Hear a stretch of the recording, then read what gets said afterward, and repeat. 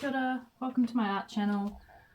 Today I'm going to be repainting this ceramic bust. It's already been single fired with some underglaze and some low fire glaze. These rabbits have been epoxied on and then cold finished with acrylic paint. There's another one on the back there. I do love the sculpture, but as my practice evolves, my style changes and I would just prefer more neutral colors. I'm really getting into my cold finishing techniques, so I thought I would try and do a cold finish patina style with a gold dark brown underbase. I'm not too sure how that's going to go over the glazed areas. A lot of my work is experimental, especially my glazing, so I don't know how this is going to go. I say that in all my videos. But yeah, I'm hoping to just mute it a little and make a color palette that's a little bit more with my style, and then I can put it in my house and display it, because I do like having my artwork on display for a while before I put it up for sale. Yeah, so let's see how we go today. I'm going to start with a bit of gold paint.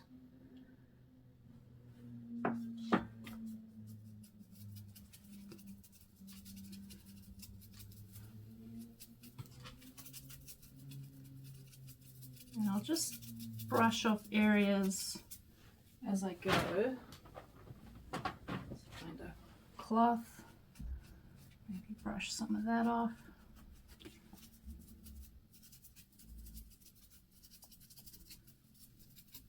You don't need to be too precious about it.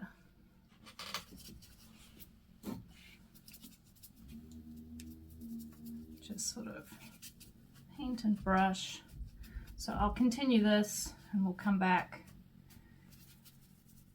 once it's dry and then do another layer of brown. See you soon. So here she is, all covered in gold. It's a raw umber, which is a really nice brown to use. I've watered it down because I don't want it too thick. And then we're just going to stipple it on. I should be using a round brush, but I'm a bit low on brushes at the moment, so this is a flat brush, which is not ideal, but that's okay. We'll just stipple it on, and then I kind of want to just, we could sponge it on actually. Oh, that's a better idea. I'm going to stop using this brush.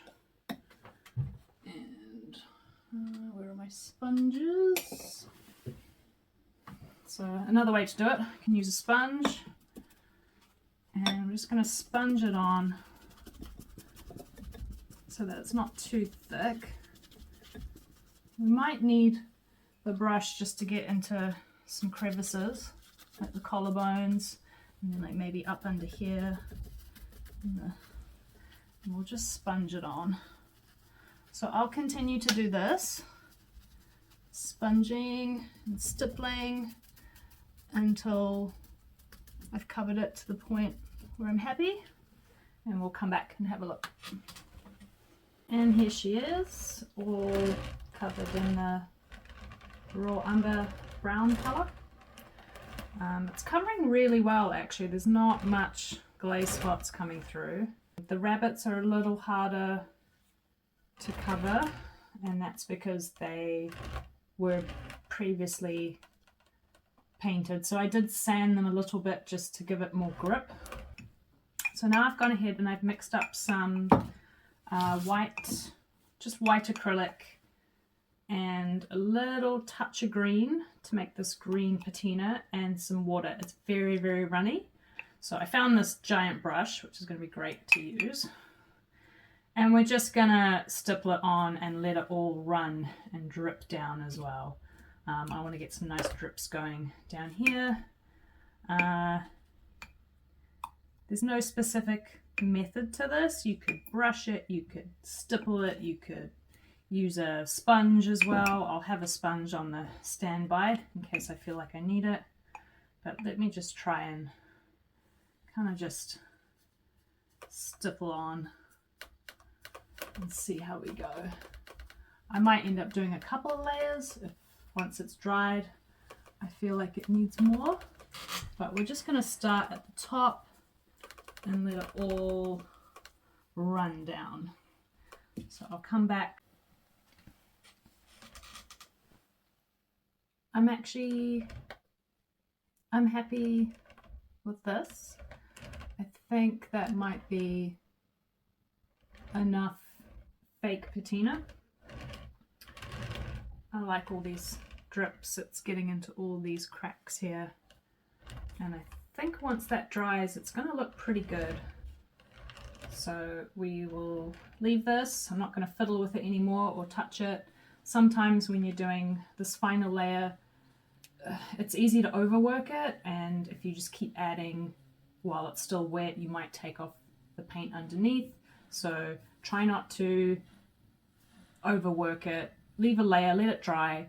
If you think it's not dark enough or it needs, or light enough, if you think it needs more blue patina, or there's some areas that you just want some more added to, then come back and do another layer once it's completely dry.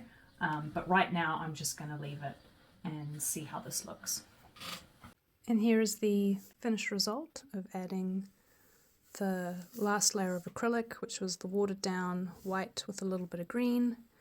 I did end up adding another layer just to get a little bit more drips happening. I'm now going to add the last step, which is a wax finishing polish, and this will both get into all of these little fine details and add a nice sheen to the whole project, and also protect the paint, the acrylic paint, from chipping off, so it comes up nice and strong. I'm just using normal shoe polish, black shoe polish. You can use specialized waxes, but I found this works really well. I have it around the home, so I'm not buying more products. Once I've put that on, I'll let it sit for a little bit, and then I'll polish it and buff it off with a cloth and then a buffing brush as well. So here I'm working on adding the wax polish.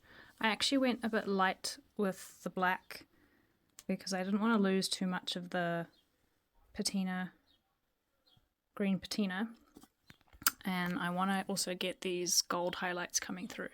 So what I'm doing now is I'm melting just some beeswax. It's just some normal beeswax polish.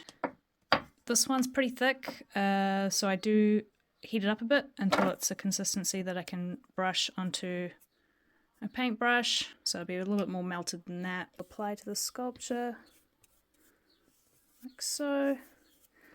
I can also warm the sculpture up a bit and then use just a buffing cloth to buff it all in.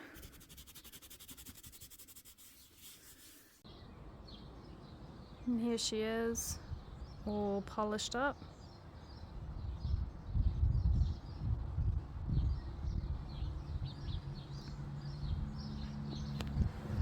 As you can see, I've still got the texture of the old glaze, but with this lovely new finish. I decided to keep the little red bunny eyes.